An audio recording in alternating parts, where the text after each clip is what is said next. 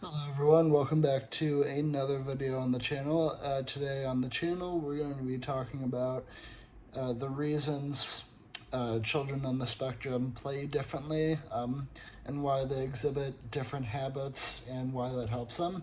But before we get into it, be sure to like, subscribe, and share, and please go follow my Instagram, my two Instagram accounts. I'll post them both in the description. But yeah, let's figure this out. This article is from Very Well Health. Um, I will be posting the link in the description. There's quite a bit of articles on here about autism. I've done a couple other videos because of this from this website. Sorry, I have a bit of a cold. But here's what this says.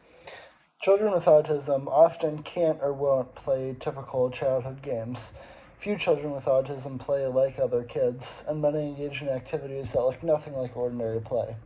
This can make things difficult for parents as they try to find playdates and activities for their children. It can even be hard to figure out just how to play with your own child.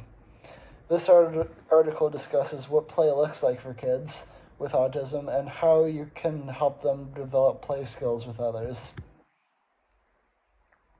Kids with autism play differently from other kids. From a very young age, they are likely to line objects up, play by themselves, and repeat actions over and over. They're also less likely to engage in games that require make-believe, collaboration, or social communication.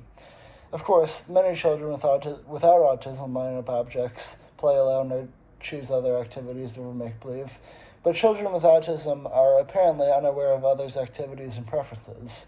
Typically developing children imitate their peers to learn new play skills and ask questions when they're confused. Typically developing children who play alone generally do so for a reason. They are capable of joining in when they are ready or encouraged to do so. Here are some differences to watch for. A preference for playing alone almost all the time. Inability or unwillingness to grasp rules of shared play. Engaging in activities that seem purposeless and repetitive. Inability or unwillingness to respond to friendly talk from adults or peers. Seeming to be unaware of other children. Apparent inability to grasp and apparent ability to grasp the basics of symbolic play. What autistic play looks like.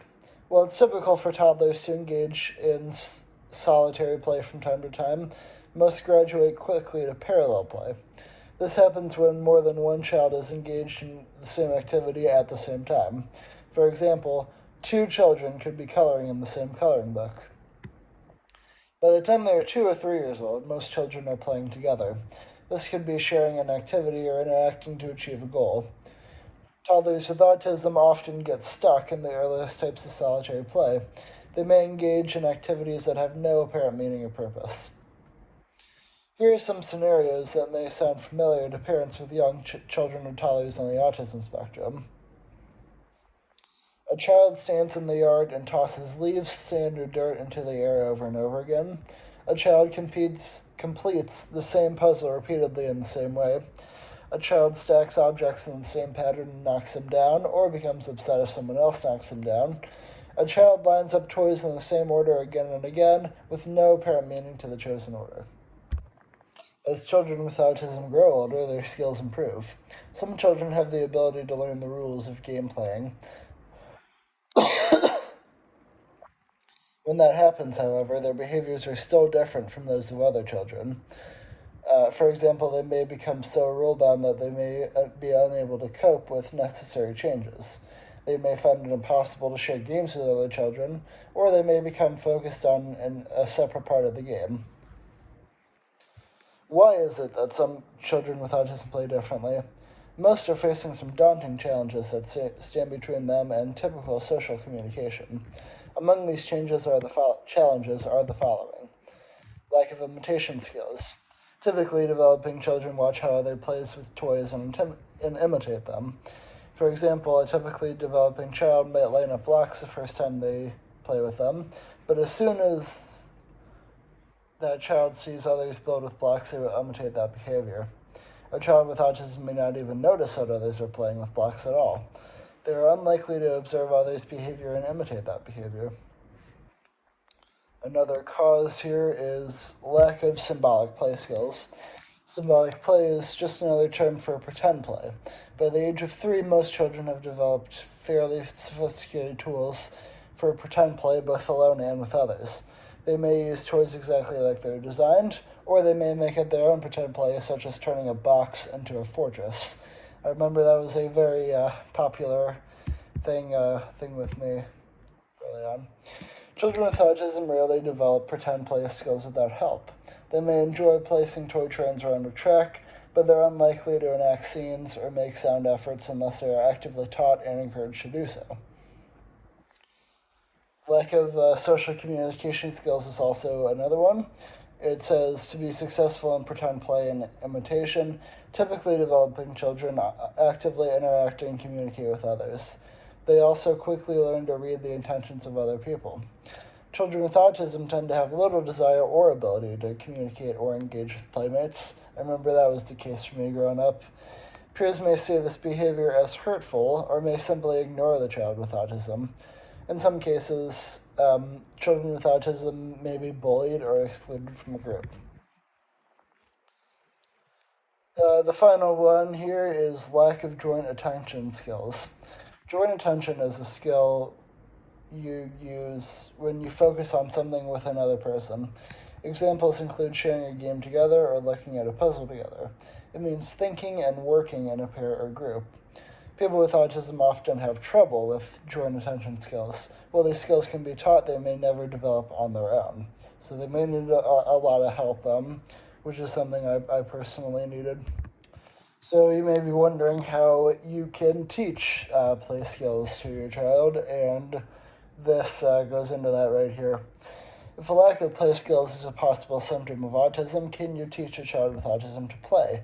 The answer in many cases is yes. In fact, several types of therapy focus largely on building play skills.